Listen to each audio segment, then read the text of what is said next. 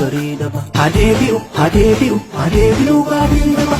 har'a boruun bultii bafata feeta haadhamma mutata osoon dhugii soba machoofta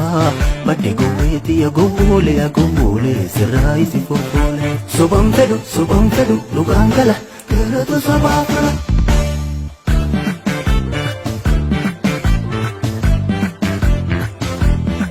Didimmisee bokkaan roobuuf kaanaan dubbiin itti fidde si gorfachuuf karaan kirma faata afaan dina faafata dararamnee jireenya bara dheeraa kunoo har'a argine lafa barii simbirwata hammisee kanaaf falma jabeesse na laaffisuuf alanshite gamuu kee beekee jira garaanii gama nyaaphaa gorteeta dhibbee tumtuu daraan tasamman kooftu mulaat naan dubbadhaa sodaata kan qabu saba koo falmee lubbuutiyas qabu hubadhu ati na miidhuuf malaa maltus dubbee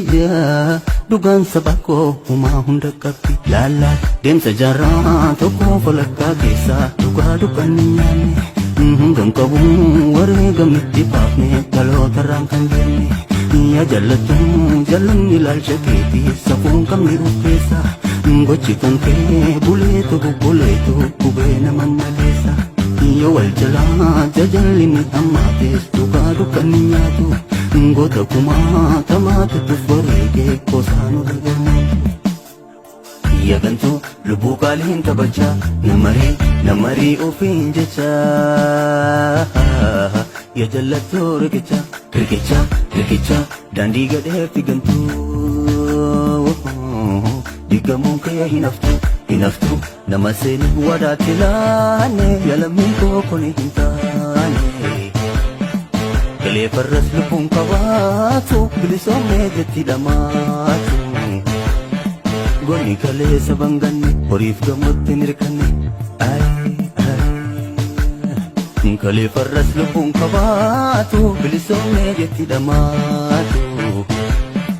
kalee farras lubbuun qabaatu bilisoomee jetti dhamaatu amalli kee kumaatama akkamsi godhu jijjiiramtuu harka keen fuudhu harki keetuu danuu qaba siin dhihee bareedaba hadeebi'u gaariidaba har'a boruun bultii bafata feeta haadhamma mutata osoon dhugii soba machoofta badde gowweetiya gowwoolee sirraa isi fofoole sobam fedhu dhugaan gala galatu saba.